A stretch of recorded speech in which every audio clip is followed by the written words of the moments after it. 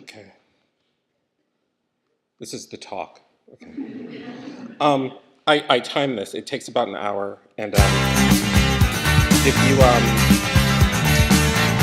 it's okay if you fall asleep or anything, but just wake up for the end because the end is pretty good. This is the best part, and so I love being here. It's I wish I could come every year, but I know that people would get sick of me. But um, I just want to say thanks to David and the Davids and Tara and the rest of the staff. It takes a really special person to do this kind of work to make other artists' work possible. And I really do appreciate everything you've done for me and what you do for everyone in this community here. So I'm going to take you through a whole bunch of work, and I'm easily distracted. So if you ask me a question, I'm probably going to go off on a tangent. So try to save the questions to the end, so that way no one will get mad at me for babbling. This is a painting called The Never Ending Story. It's one of the first, like, I would say, like, mature paintings. It was a painting that did what I wanted it to do, right? And I always wanted to be a monochrome painter like Bryce Martin, like make those really beautiful, but I would always put figures in my paintings. I kind of couldn't help myself.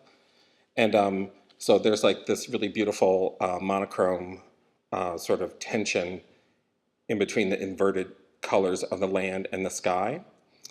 So there's all this beautiful modernism in the back, and then there are these two guys in front, and the white guy is standing in the middle of the modernism, and the black guy kind of wants to be in the middle of the modernism, but the white guy's in the way.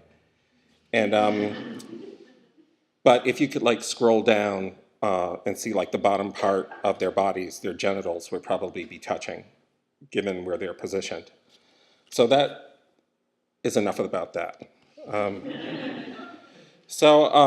I went to grad school at Mass Art. I had a very hard time in graduate school. I was the only figure painter in my graduate program. And people would say things like this to me that were just, "What? How is that helpful?" Like, just wasn't helpful at all. So I started out as a portrait painter. I was very interested in capturing people's likenesses and painting in relationship to a physical sitter. And that got really, really old really, really fast because there's this thing called photography.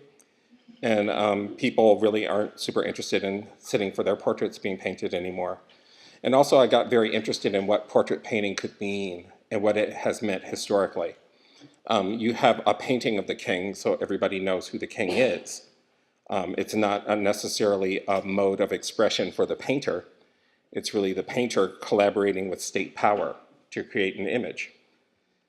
And as I thought more and more about painting as something that was in a room, the thing in the room that's not the window and not the wall, I started to think about how paintings could inhabit space, how they could deal with the wall, and how they could trouble the wall, and also how they could trouble the room in which they were situated.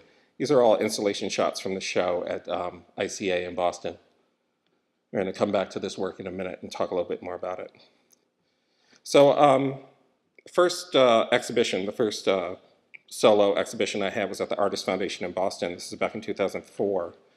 My mom had died that year, and I had a show. Kathleen Battetti was the curator. She invited me to show all the drawings that I had done. So this is about 500 drawings, excuse me, installed floor to ceiling, and they're all nailed to the wall. White plaster painted chair in the center of the room. So it's essentially recreating my childhood bedroom that I wish I could have had, with all the kinds of pictures I would have liked to have had on the wall, but I wasn't able to. So then a couple of months later, I had a show at the Boston Center for the Arts in a project space. And I was going to a lot of museums and looking at a lot of collections, because the thing about being sad in a museum is that people think that you're just overcome with like aesthetic pleasure, you know what I mean? So you can weep openly in a museum and no one will bother you. And so I was going to a lot of museums, and I went to the Peabody Essex Museum that has this really great collection of miniature paintings. And I was looking at them a lot. And the thing that was so fascinating to me was like all these people, the men and the women, were wearing corsets and collar stays and all these like sort of bindings to present their bodies as they sat for these small portraits. And I was trying to think of what I could use in a contemporary way to present my body. So I used a cock ring to draw this circle and made like this sort of a peep show here. But when you look through the holes, instead of seeing me and the altogether, what you see is my face. And so each one of these little drawings became a different performance. So I would shave my facial hair, I'd let it grow, I wore that ball gag, and I did all these things while I drew myself. At the same time investigating this idea of self-portraiture and also my genetic relationship to my mother, because we share a likeness. So I had those two shows, and like no one knew who I was. I was just like some guy, and I had a job as a secretary, and I loved my job because they had a digital copier, and they had a bookbinding machine, and they had a scanner. And this was like in the pre-internet era.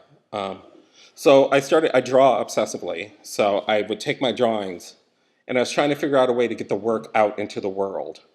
So I would scan these drawings, and I would make them into these little books and bind them at work. You know, I'd stay late after work and make these little books. And then each page has like a piece of vellum with text on it, and then you turn the page and there's a drawing. So I would make 500 of these and send them out through the mail. There used to be this thing called the phone book, and it would come to your house, and it would have everyone in your community's name and address and phone number was like just given to you, right? And so I would take the phone book and I would go 10 pages in and then 10 names down and send that person a book. I did it completely randomly. And this was, like I said, the beginning of the internet, so I put my email address in the back. So if people wanted to get in touch with me, they could. And people were like, why are you sending me these books? Please stop, like all this sort of stuff. And some people wrote like, oh, please add me to your mailing list. I was like, oh, I guess I better make a mailing list. Like, you know what I mean? I guess I better do that, right? So then I started having a mailing list for the next book that people who wanted it, I would send. And then I would add another group of people. And like, I'm not the first person to come up with this, right? Ida Applebrug was doing this in the 70s as part of feminist art practice of circumventing galleries and getting the work directly into people's hands. So I don't want to take credit for inventing this practice. And this is the last book I did. This one was called Palimpsest, and it didn't have, it was twice the size. It was 8.5 by 11. The other books were half sheet size. And this one was all on vellum, all on translucent paper. So as you turn the pages, the story would advance. So it advanced without text in it. So like Tara said, I went to Skowhegan in 2002. And right before I went, I saw this show at Roth Horowitz Gallery in New York. And it was the show of lynching photography. And the line was like around the block to see the show. It was a very, I don't even want to use the word controversial. It was a very, like Stevie Wonder went to this show. You know what I mean? Stevie Wonder's blind. And like, there was like a big thing about him going to see the show, right? So it was like a big deal. And, but it's essentially all of these postcards that had been collected by this guy that showed extrajudicial killings of African Americans in the American South and the American West, right? And historically, these images were made by a photographer, turned into postcards, and sent through the mail.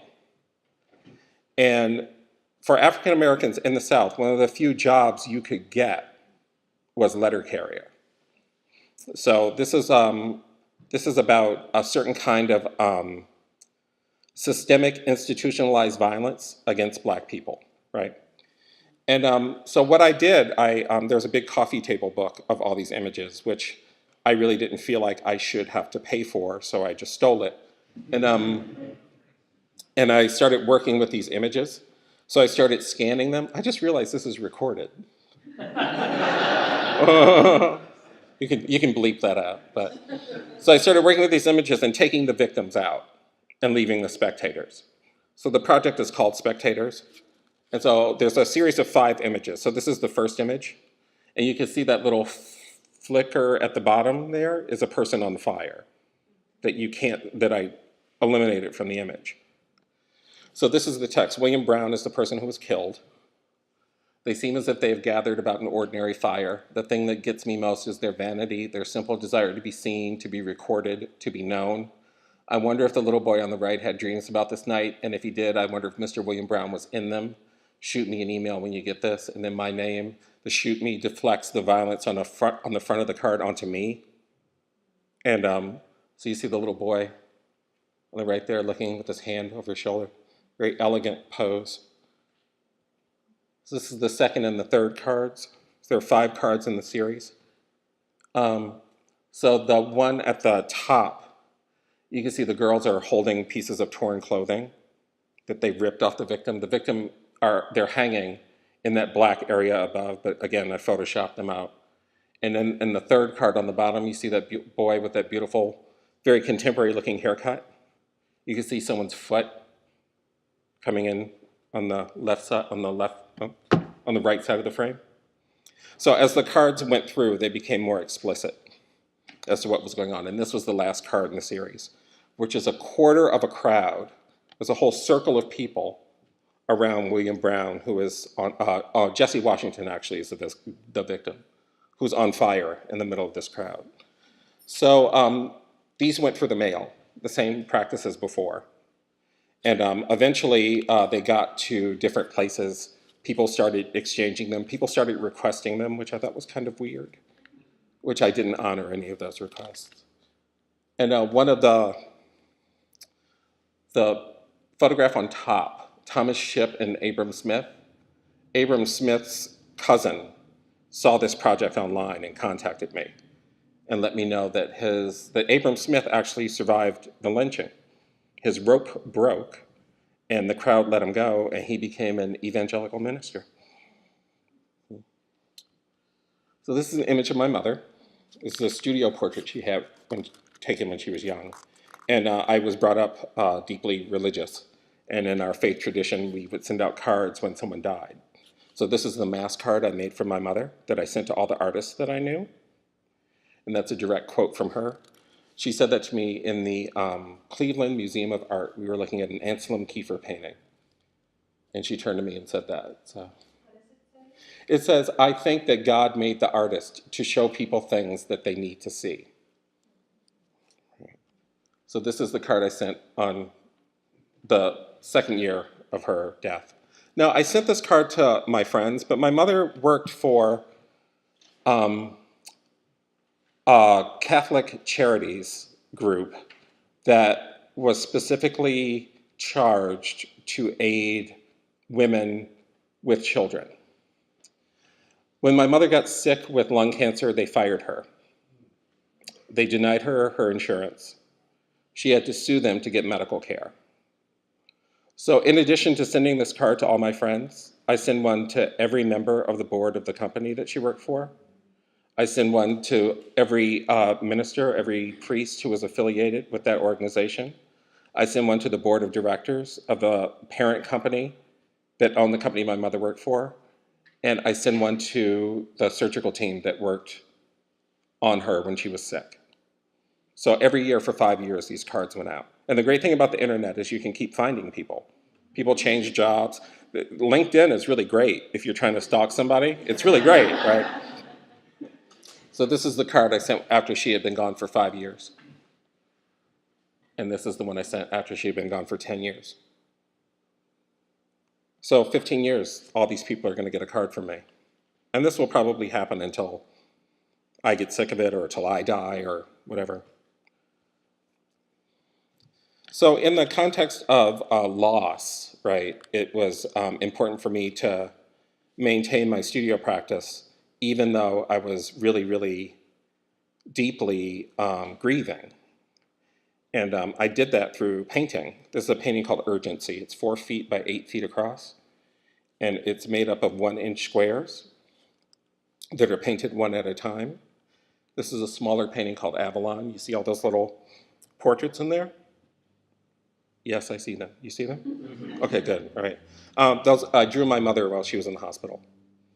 And so I simplified her portrait down to a character, and then I painted her over and over and over again in all these paintings. And this kept me occupied for about 3 years. And sometimes people are yelling, their mouths are open, sometimes they're wearing glasses, they're facing different directions. But they're painted just like a fabric. They're painted on the warp, and then they're painted on the weft.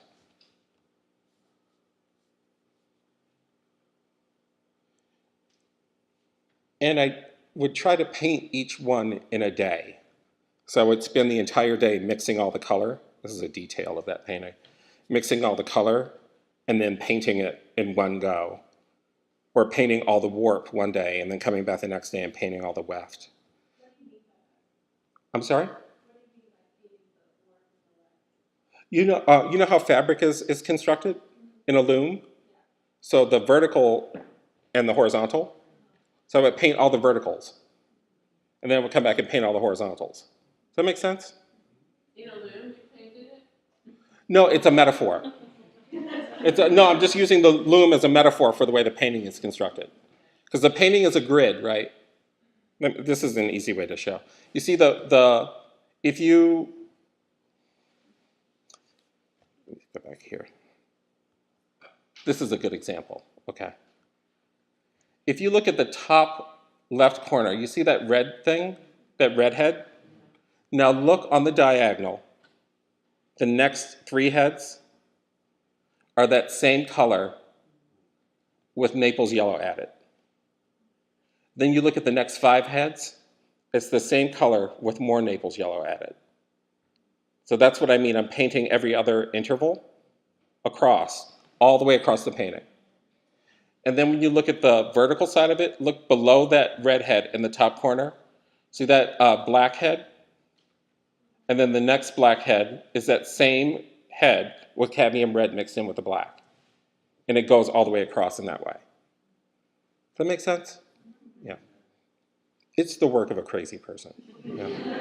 But this is what grief does to you, right? Like I couldn't bring my mother back from the dead, but I could mix a yellow that was luminous across a 56-inch painting and then paint individual squares on it. I could do that. I couldn't bring my mother back, but I could do that. And these paintings are I show these paintings because they're foundational in the rest of my work. They actually are the physical parts of my work. My work is built on these paintings physically.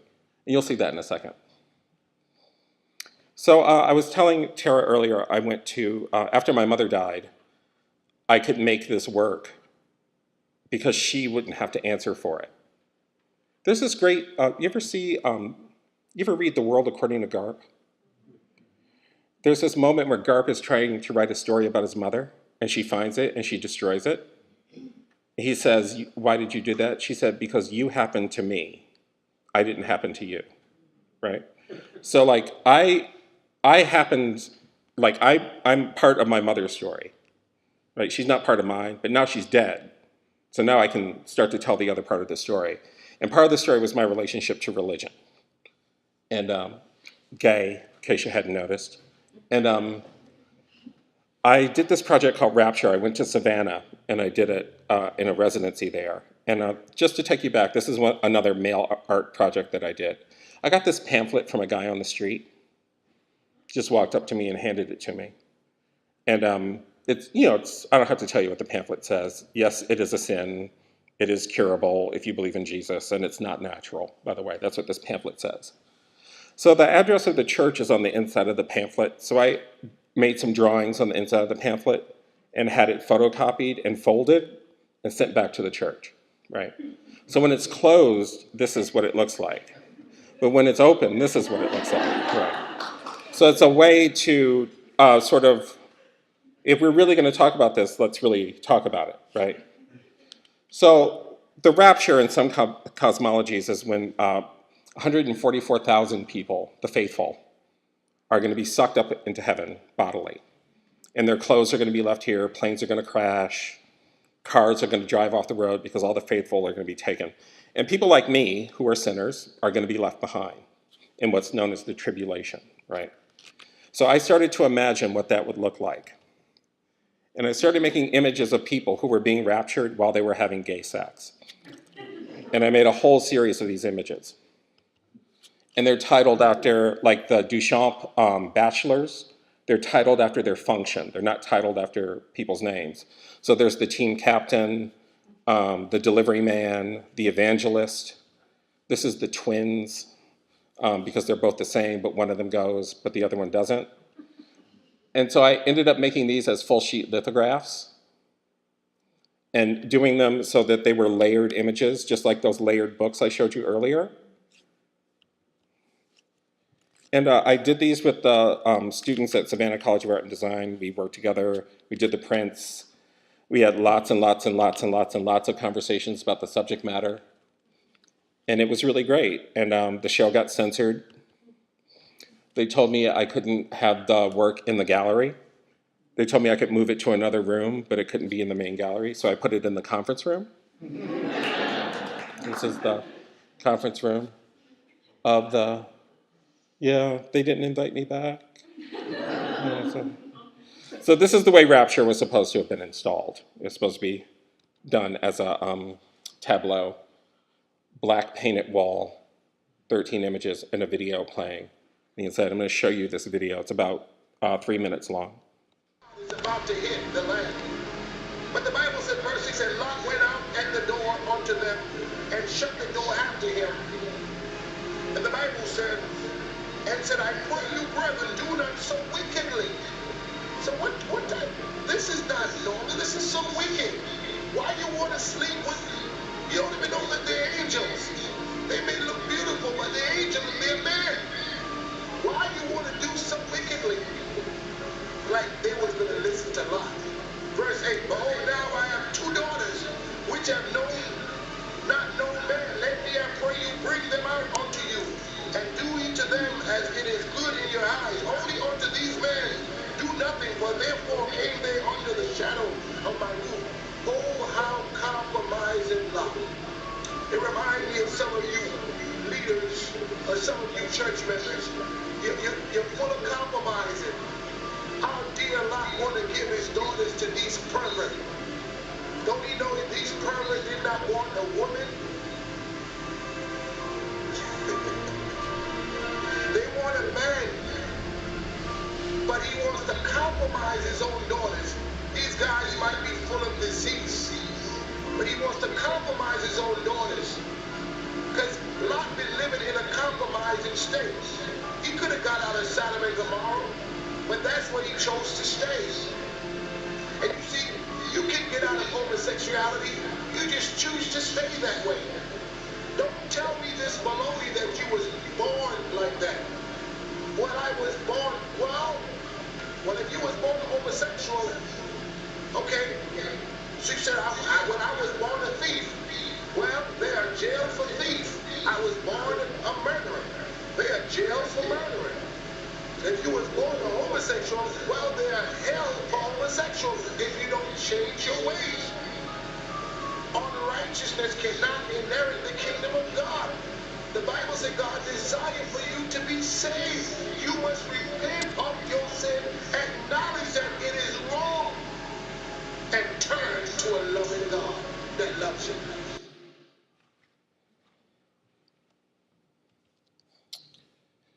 I grew up with that. So Rapture was a way for me to exercise all of that in a very literal way. This is in Basel, Switzerland. This is the boy with a thorn in his side. There's another series of drawings that are nailed to the wall.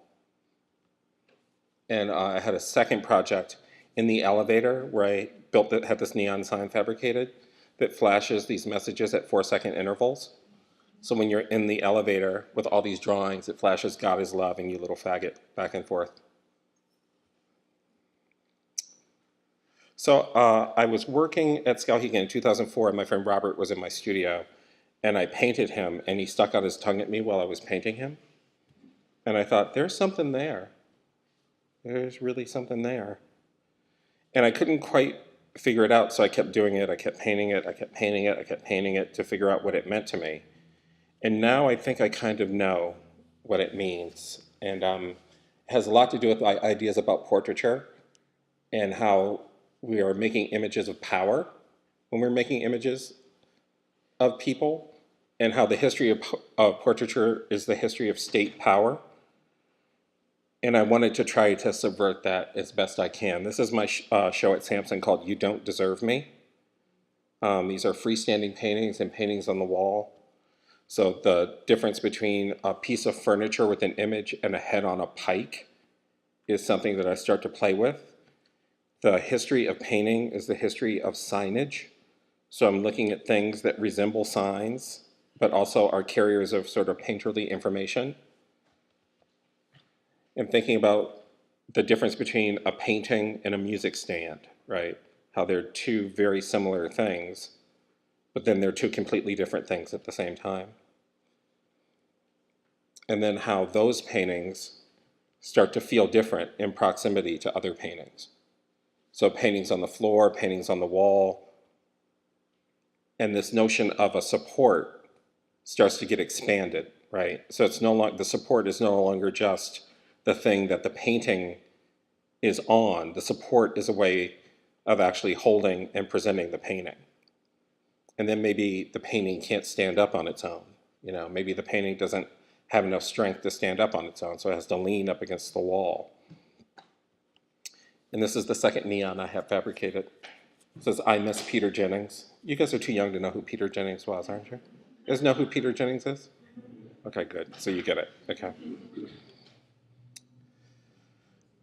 Well, does anyone know? Someone not know? All right. So this is, There's No One Left to Blame. This is at the Museum of Contemporary Art in Detroit. And Moquett, that museum, is a former car dealership.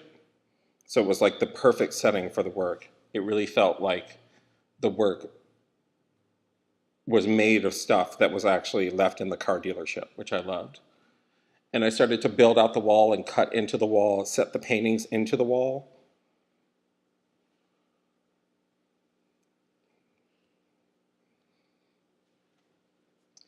And they were, you can see the base of that painting is one of those grid paintings. So that's what I mean where the work literally starts to feed into the rest of the other work. So creepy figurines, right? Like, this is the thing about abstract art. Like, that's American abstraction. Like, how can you look at that black thing and think that that has some connection to a human? That's abstraction. Like, that's the American form of abstraction that we don't like to talk about. Yeah.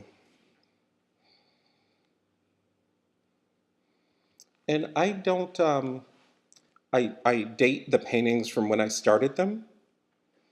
I'm not a very fast painter. I've gotten faster as I've gotten older. I think I've gotten better at it.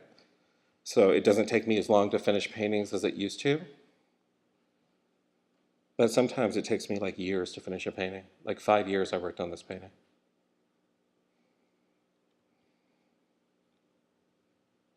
My God, someone would come over and he's like, aren't you finished with that painting yet?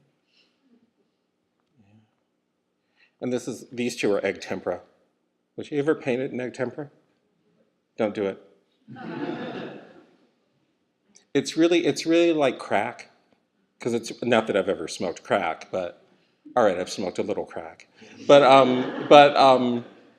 the surface and the color is so seductive, but it's so tedious to work with. It's so beautiful. It really is. It's really beautiful. A Requiem painting there. And that was the biggest painting in the show, the Rising Up.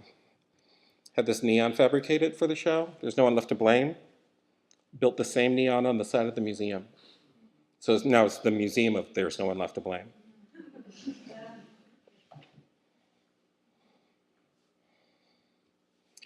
So after all this, I went, like Tara was saying, I went on sabbatical, had some time off. I could decompress. And it has been a very bloody few years for Black people in America. And it hasn't been a great time for women in America, I have to say. We'll see what happens Monday with the Supreme Court. But So people kept asking me, what did you do on your sabbatical? What did you do on your sabbatical? One of the things I did was I learned how to make a watercolor, which is very hard to do, all right? So I made a bunch of them, and then I sent them through the mail. So like if you sent me an email saying you wanted a watercolor, I just mailed you one for $50. And so I had all these watercolors, and they all just went. Let's see if I can do this here. That should play. Oh, there we go, yeah. So they're all 5 by 7 inches. And so I made a whole bunch of them. I made 200 of them. And I just put them on my website, and people could like send me $50, and I would mail them a watercolor. And it was fun because I had a show of watercolors, and all my friends were complaining that the paintings were too expensive for them. And so this way I could just give them, they could give me $50 and they could have a painting. And they're all, I like them. I think they're good. Not like I'm cheating people. This is at the Hudson Opera House. This is the watercolor show. It's called The Last Time We Touched the Water. So that the watercolors in artist frames, I built, salvaged and rebuilt and rejiggered all these different frames and installed them in the lobby of the Opera House. So it's sort of like you're walking through all these hallways, and there are all these sort of disembodied heads physically and framed around you. So the other thing that happened was I learned how to make photographs on sabbatical. And I did this project that's going to be shown. There's going to be 2 shows. There's a show of photographs at a gallery in Boston called K Office, and then a show of new paintings and sculptures at Sampson. So Family Pictures is essentially a suite of photographs. There are 13 images. And this is the first image in the series. It's a kitsch honeymoon frame. You can see the little sandals there. And when I saw this frame in the store, I thought, I know what picture is supposed to go in that frame. And I came home and I set this up and I took a photo. And then I changed the background color. So each photo in the series is photographed against these 4 backgrounds. So I imagine them in different rooms of the house. Like the yellow might be the kitchen, the blue might be the den, or the red might be the living room, and the green might be Dad's study, right? And I went back to the lynching photographs that I had used earlier and redeployed those images in these frames. The frame says, I can't believe we did that.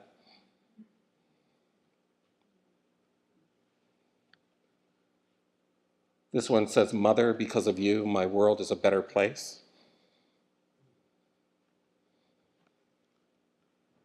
It's not where you go or what you do, it's who is beside you that counts. So there are 13 images in Family Pictures, and the photographs are large. They're 30 by 40 inches. Second thing I worked on was a piece called A Partial List. And this is at Massachusetts College of Art and Design. There's a neon up in the corner that says A Dream. You can see that there. While I was on sabbatical, 262 Black people were killed by police or died in police custody during the year I was on sabbatical. And this piece is all of their names and how they were killed. So the name, the date, their gender, their age, the location, the state, and the method of killing. The majority of them are gunshot. And that was because people kept asking me what I did on sabbatical, as if all this stuff hadn't been happening. Like, this is what happened while I was on sabbatical. So, this is the good part, so you want to wake up if you're sleeping. So you're almost at the end. Okay. I bought this little guy in an antique store, and it looked like me. And the guy at the antique store even said, like, dude, you have to buy this, because this is like you, right? And it's like a head of Pan. It's a little fawn. And I tried to source it. It's from the arts and crafts period, so it's not from antiquity. It was like a garden decoration, right? So this led me to develop this new body of work called the School of Love, which is what I have been occupied with. So I took this little guy back to my studio and I made a rubber mold. I learned how to do that in college, so I was paying attention. I was in school, I remembered my mold making. So then I was like starting to make a little army of me, and he's sticking his tongue out, right? That's my basement studio.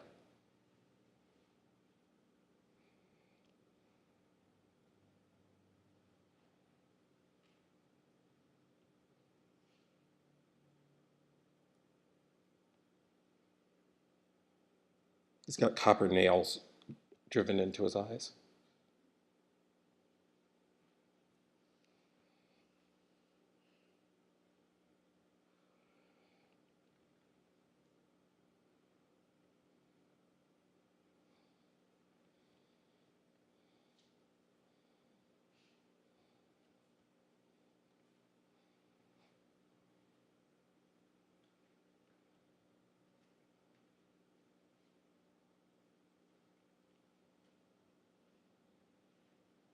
That's in my studio right now. A small figurine is a black baby sitting on a toilet, like an ashtray. So the cigarette butts would be the baby poop, right? And that figurine is from Japan, 1946. So after the Japanese porcelain works were reactivated after World War II, some of the first things they made were these racist figurines for the American market. So the bottom of that figure says occupied Japan on the bottom. So thank you very much.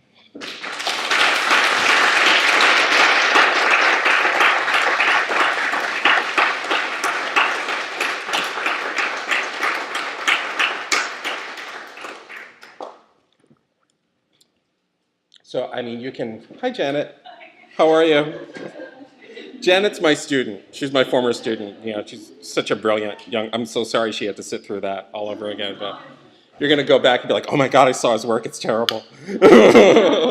So I'm happy to answer any questions. I'll answer personal questions or technical questions, whatever you wanna ask me. I'll answer to the best of my ability. Yes? The fawn and the nails in the fawn, Mm-hmm. how much of that does it consciously relate to the African figures? The NKC figures? Yeah. That with the nails in them. Some of that is, I read, you know, Robert Ferris Thompson's Force of the Spirit, the sort of text about those figurines, and thinking about the way that those nails were about acquisitions of power, right? And so they're related just in terms of the action, but I'm not thinking, I don't think of myself as part of a shamanistic tradition or anything like that. I'm actually trying to make a formal decision that is going to awaken some sort of sympathetic feeling in the viewer, like intrusive thoughts or being upside down with your emotional life. And there's something about this figure that is a quotation from antiquity, right? Turned upside down and then subjected to this sort of Africanized way of assuming power. So I'm really super interested in all that sort of stuff. I don't think it's as conscious as A, B, C. I don't think I'm working that way. I'm just thinking I got to drive a whole bunch of nails into this thing. Like I got to figure out how to rust nails so I can put rusty nails into this thing. You know what I mean? Because that's about transformation, right? It's this figure out of antiquity, like the faun, and as a gay person, as a gay man, this sort of idea about unbridled sexuality as a way of talking about that, and then talking about, you know, don't look at that boy that way. So you drive nails into the figure's eyes, or stop thinking that. So you drive nails into the figure's head. So it's part of that NKC tradition. I don't want to deny that, but the other part of it is also trying to figure out, why am I so screwed up about love? Like, how did I learn about love? Like, what was my, what do they call it? What was my, my emotional education, right? In terms of like desire or pleasure, all that sort of stuff. And it's all like really completely screwed up, right? So, did I answer your question? Yeah. Okay, good. How difficult was it to find all the names Oh, in the partial list? It was really hard because the governments don't, police departments don't keep track of that information. And so I had to go to activist groups in different states and figure out if they had a list. And then The Guardian, actually, the newspaper in the United Kingdom, they started compiling a list of American people who had been killed by police. So that helped me towards the second half of the first, but trying to go back in August, like back when um, Quan, when Eric Garner and people like that were murdered in the beginning, where no one was keeping track. Yeah. So it was, but now there's all sorts of crowd-sourced information about it. And the Guardian's website is really chilling if you ever look at it. Yeah, the number of people who are killed, who just die in police custody, and like it's apparently no big deal. Yeah. Do you still do the mail work? Who is talking? Oh, right here. Oh. It's like, I'm not ready, Lord. I'm not ready. I'm not ready. Just gave a talk. Just not ready to go. The last thing I sent through the mail were the watercolors. So I do. I haven't. I was gonna send family pictures through the mail, but no. I don't think I could do it. I don't think I could do it. I still think about it sometimes, but I don't think I could do it. But I do have a series of drawings that I'm working on with poets. I've been an insomniac most of my life. So I have all these drawings that I call companions. They're the drawings I make when I can't sleep. And so I send them to different poets, and they write poems for them. And so that may become a book eventually. Some of those are on my blog. My blog is called Art and Everything After. So there's all these, like Ellen Noonan wrote a poem. Salma Sharif is going to write a poem for me. So it's that part is probably the next sort of postal project I'll do. But I really, when I moved out of my apartment, I hugged my postman. He was like he's been part of my work for like 15 years. He's like, "You're moving?" I'm like, "Yeah, I'm moving." So we had this moment together. Yes. What's holding you back from mailing out?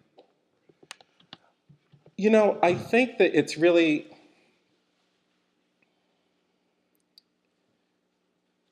I'm just going to say this. The dominant culture really enjoys seeing Black people get murdered. There's a particular kind of enjoyment. Like, we saw Eric Garner killed on television over and over and over and over. I was sitting in a pub eating a cheeseburger, watching Eric Garner get strangled to death over and over again. Now, you remember when those children were murdered at Sandy Hook? There are audio recordings of those children being killed, and we've never heard them. But we've seen Tamir Rice get shot to death over and over and over and over again. And so there's something about contributing that I was very conflicted about making family pictures. But the reason I made it was I wanted to say that this kind of violence against African Americans is not anything new. The documenting and distributing of it is not new. It's happened all along. And it's always been in the service of a domestic identity. Like, we can feel good about ourselves because that's happening to them. It's not happening to us. But I didn't think that sending it through the mail would have created that kind of tension. I think it would have been too easy to dismiss if I sent them through the mail. Because we're just like, oh yeah, it's a Black person being murdered. Yeah, we saw that on television the other day. Didn't they show that? And then they showed like the split screen of the Black people rioting. Remember that? So it's like, it's a common thing. Yeah. So that's mostly the reason why.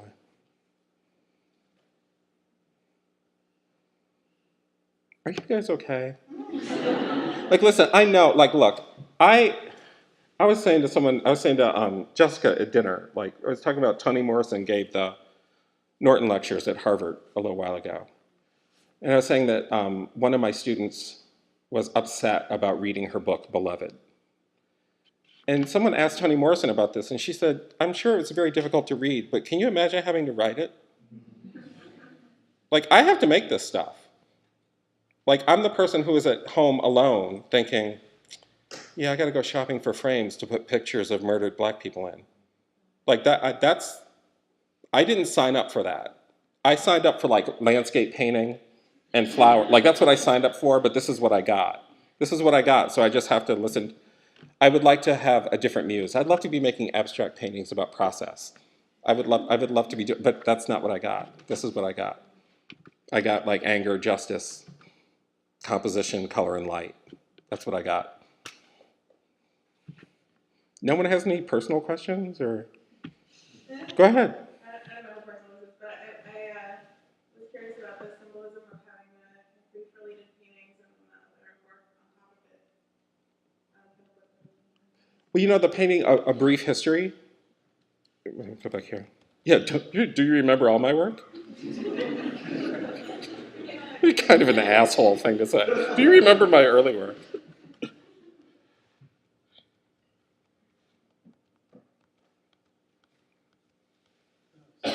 This painting, A Brief History, right?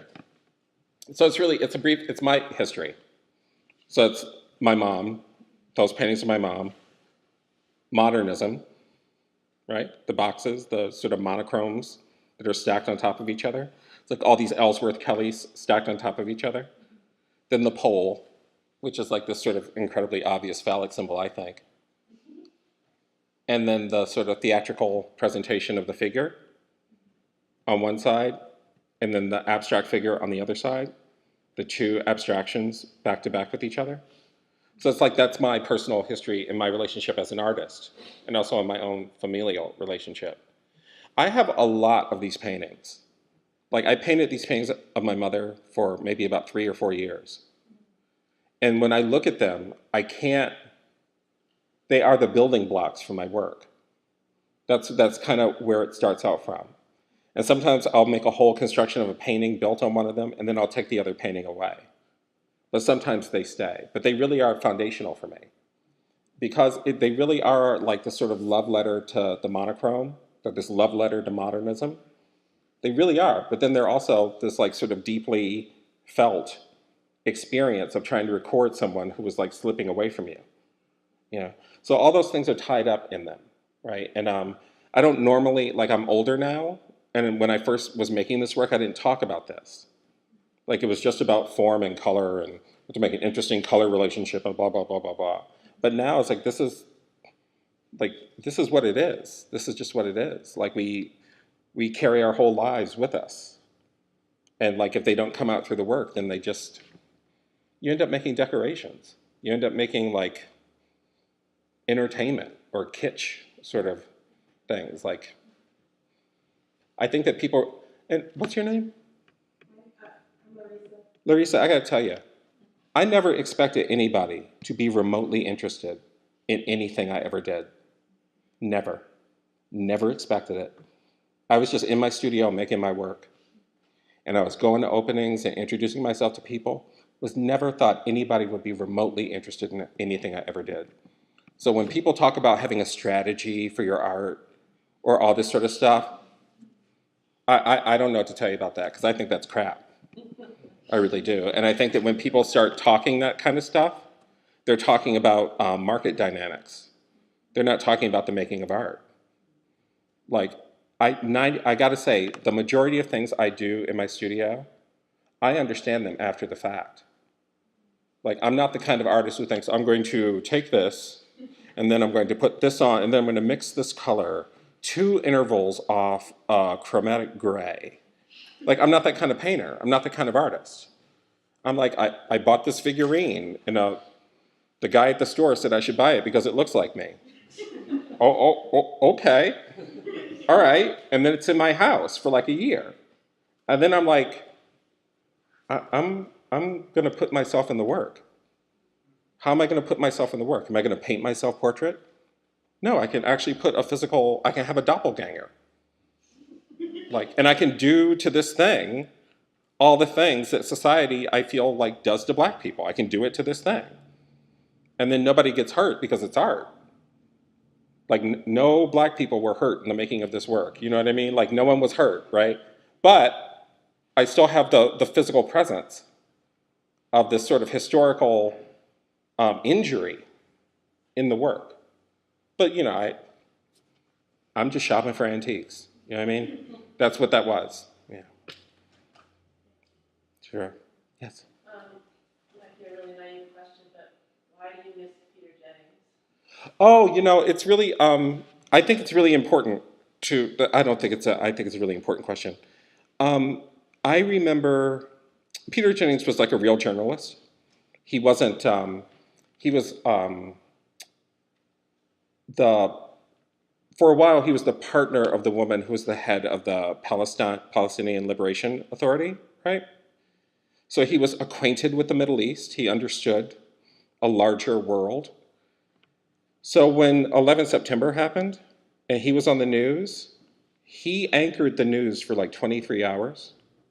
And he did it without like hyperbole, without like screaming for blood. He was just this very sane and sensible voice throughout that whole time. And then when the evening news came on, he was like sitting there in his blazer and he said, "I'm Peter Jennings and this is what we know. Not this is what we think, or this is what we feel, or this is what we should be afraid of. Like, this is what we know."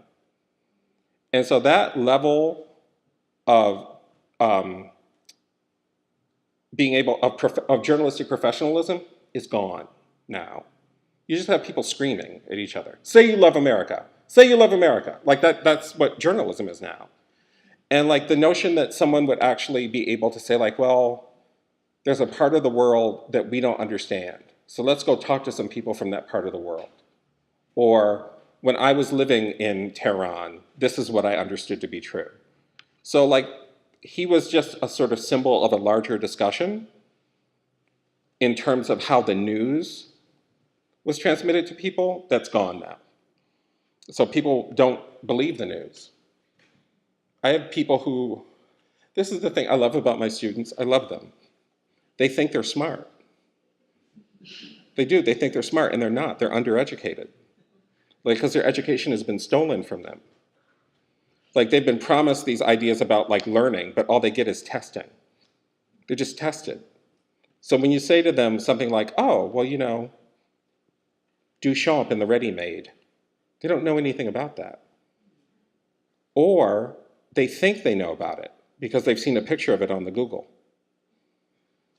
They Google things. One of my students said to me, "Can you Google that so we can see it on the screen?" I said, I'm a college professor. I don't Google things for you. That's not how this works. The ability to even do research has been stolen from them. And it's been stolen from them because it's easier to give the students a web search than it is to present them with a challenging text. I have students, graduate students, who've never read the work of art in the age of mechanical reproduction. And they're filmmakers. Like, they've never read that text. Oh, it's not important, it's from the past. No, past is prologue, baby.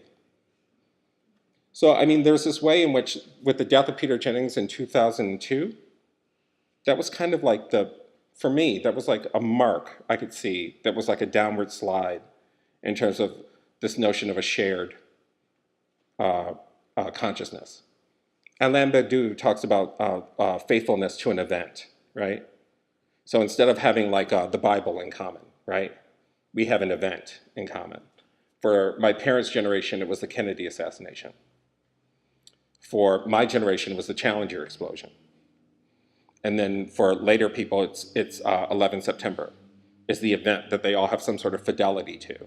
That's where we can all center our consciousness and say that this is true, this happened. But even within those sorts of things, you take like Sandy Hook, where you have people saying like Sandy Hook didn't really happen. You have a whole community of people who say that these things didn't happen. So then we can't even have fidelity to events anymore. So we're sort of like just sort of floating around. So that's why people go to their phones. It's like, oh, look, this is true because I saw it on Google. What, Bob? Like Holocaust deniers. I don't think it's any different. I think the difference with Holocaust deniers is that there's an agenda within that discourse that is about Jew hatred, right? There's a specific agenda there.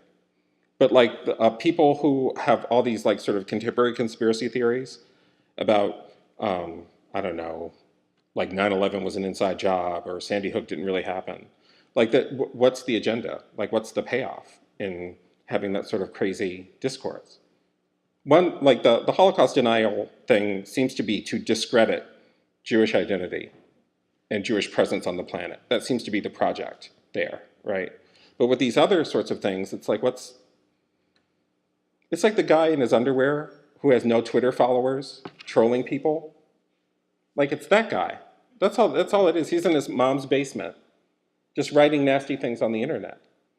And because once it's on the internet, people will think it's true for some odd reason. Because we haven't taught people about, oh, I don't know, footnotes, references. We haven't taught them that.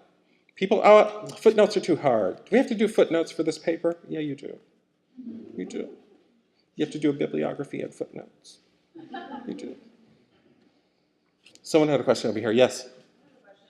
So, you talked a bit about like emotional life, I guess. Mm-hmm. And like you can weave in and out like grief and anger and public and personal. And I'm like wondering if you have a more thought through way of healing or using the work to address those things or to separate them. Like I'm just wondering how those two emotional states kind of play off each other, and then in the studio versus like the list at the school or another work that's more public. Right. Or public driven grief for the studio, or are they mixed? I try really hard not to separate it because I think that if I try to censor myself, I end up not making the work. Like with the piece for the school, I originally wasn't going to do it. And then I got stopped by the cops in Boston, and I had this really sort of frightening experience. And then I thought, I'm doing this piece. I'm making this piece. And if they don't want to show it, that's on them, but I'm making it. I don't have any separation in my life. Like I try really hard not to have any separation. I'm I'm not emotionally irresponsible or anything like that. Like I don't walk up to people and say, I need to talk to you about my dead mother. Like I don't do that, right? Which I think is like sort of taking people hostage emotionally. Like, and I don't do that with my work either. My work is just my work. And I can talk about my work in terms of like the formal elements, but to me, that's not the reason I make it. And that formal discussion is a discussion that anybody can have. I'm completely fine with like some sort of formal reading of my work, but that's not the reason why I make it. And I think that the myth of formalism is that there's some sort of, there's a non-emotional reason for formal decisions. And I don't think that that's true. You know, I think that that's, to be honest, I think it's a way of de-feminizing and de-gaying contemporary art. Because Ellsworth Kelly is not just thinking about form. You know, Cy Twombly is not just thinking about form. Like he's thinking about how much he loves Rauschenberg while he's making like those particular forms. So like those forms aren't ignorant or denuded of meaning. But you know, when I was in school, no one would have this conversation. It was only about form. And then people like, you know, Jessica Stockholder came along and were like, you know, we can't imagine something outside of a form. Form has meaning. And people are like, oh my God, form has meaning. Oh my God, she's a witch, burn her. Like, you know, it was, you know.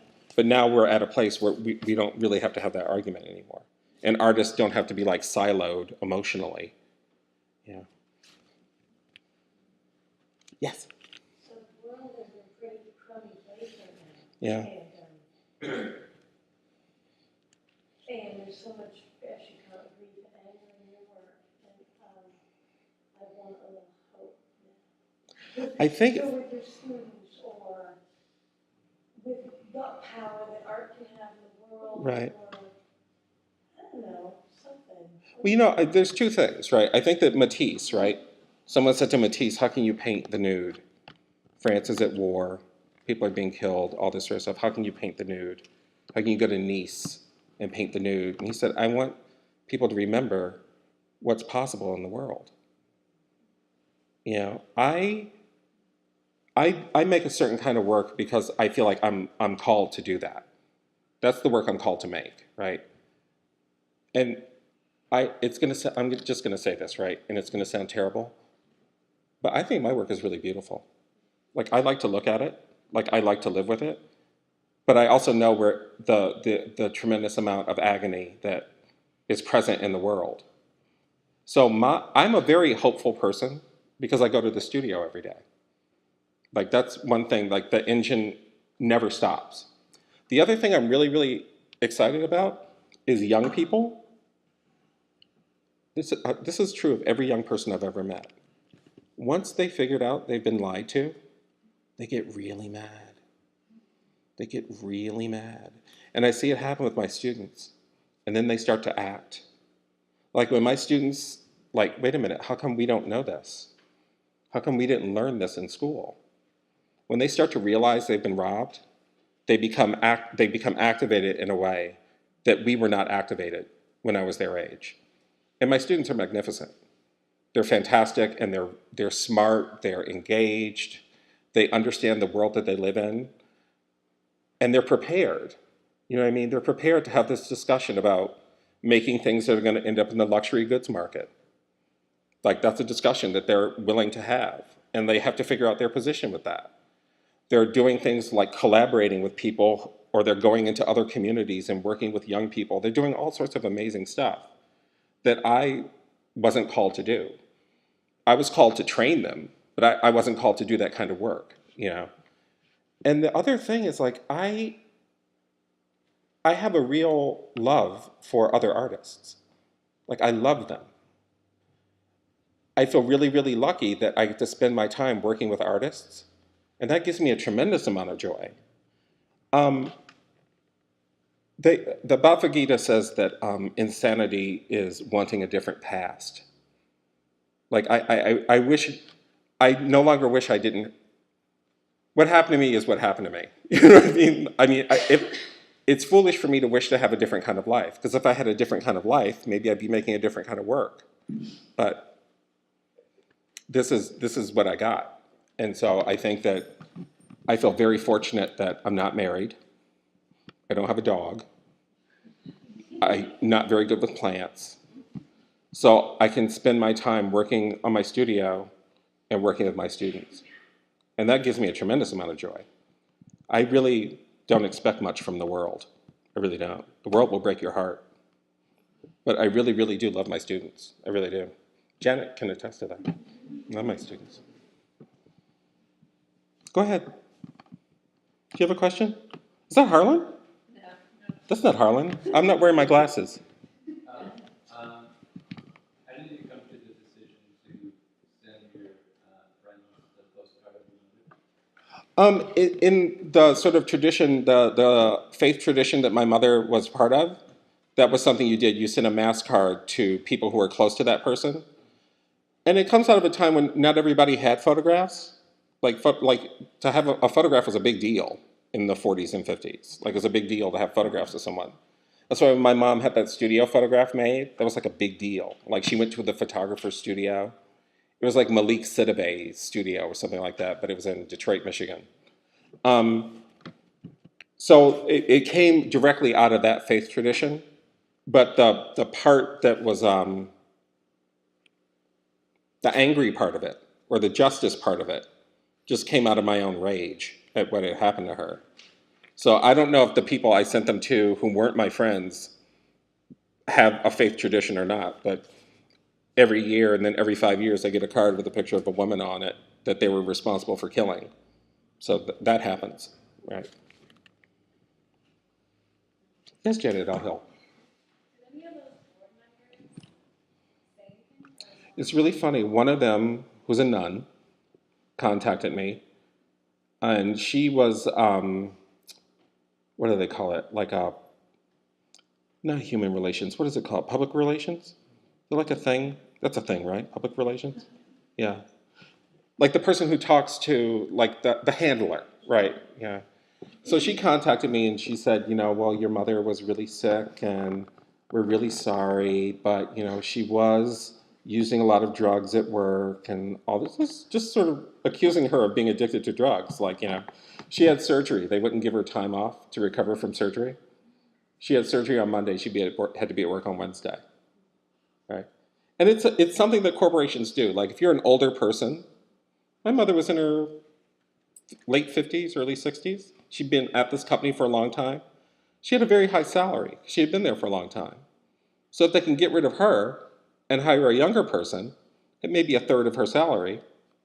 So that's really what all that stuff was about. And you're sick, so you can't fight back. Yeah. But this public relations person called me and said, I got your card. Your mother was really beautiful. But